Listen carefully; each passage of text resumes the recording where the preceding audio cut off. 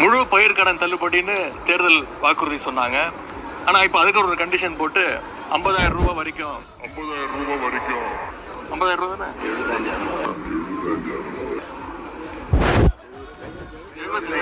75,000 அதையும் மாத்திருக்கிறாங்க. முதல்ல என்ன சொன்னாரு,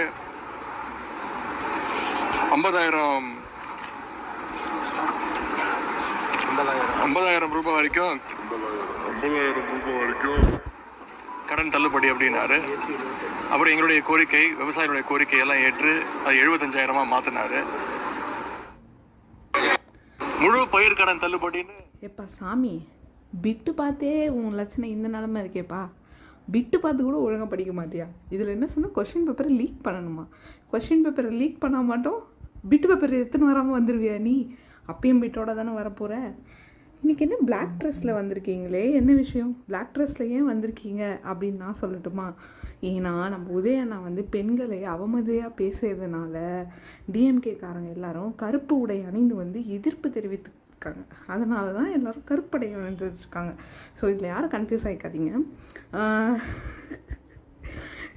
உண்மையான விவசாயிகளே என்ன சொல்கிறாங்கன்னா, பட்ஜெட் தாக்கல் நல்லா இருக்குங்க, எங்களுக்கு பிடிச்சிருக்கு அப்படின்ட்டாங்க. ஓகே, இவங்கெல்லாம் விவசாயிகள் கிடையாது. பச்சை துண்டு போட்டால் எல்லோரும் விவசாயிகள் கிடையாது. உண்மையாக தஞ்சாவூர் சைடு எல்லோரும் ஸ்பீட் கொடுத்து பட்ஜெட் தாக்கல் நல்லா இருந்துச்சு, எங்களுக்கு சாட்டிஸ்ஃபைடுன்னு சொல்கிறாங்க. இவங்க தான் கதறிட்டு இருக்காங்க, எங்களுக்கு பிடிக்கல, 0 நேற்று 0 கொடுக்க நீ யார் ஃபஸ்ட்டு? நாளைக்கு என்ன சொன்னார் சிஎம், நாங்கள் கேட்குற கேள்விகளுக்காக பதில் சொல்லணும் அப்படின்னு சொல்லியிருக்காரு. நீங்கள் வெளியில் ஓடாமல் இருங்க, சிஎம் எல்லாத்துக்கும் பதில் சொல்லுவார். நீங்கள் ஓடுறது தான் பிரச்சனை, ஓடாதீங்க. Okay. And one more thing, Udhayanidhi Stalin அவர்களே, பெண்களை தப்பாக திரும்பவும் பேசாதீங்க. அது உங்கள் கட்சிக்கு தான் கெட்ட பேர், ரொம்ப ரொம்ப கெட்ட பேர். உங்கள் தாத்தா பேசியிருக்காரு இந்திரா காந்தி அம்மையாரை பார்த்து, உங்கள் அப்பா ஜெயலலிதா அம்மையாரை பார்த்து பேசியிருக்காரு. நீங்கள் இப்படி பேசுகிறீங்க. அண்ட் முக்கியமாக இதை சொல்லி ஆகணும், எல்லோரும் என்ன பிரச்சனைனா த்ரிஷாவுக்காக இவங்கெல்லாம் போராட்டம் பண்ணுறாங்க. த்ரிஷாலாம் மேட்ரே கிடையாது. உங்களை விட கேவலமாக த்ரிஷாவை திட்டுறதே டிவிக்கு ஆளுங்க தான். அதை ஃபஸ்ட்டு புரிஞ்சுக்கோங்க.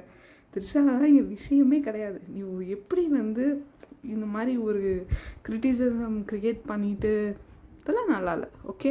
ஸோ கட்சியை மட்டும் பார்த்து பேசுங்க.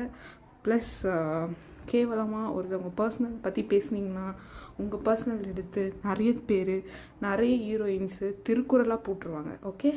ஸோ நெக்ஸ்ட் வீடியோவில் பார்க்கலாம் கைஸ். பாய்.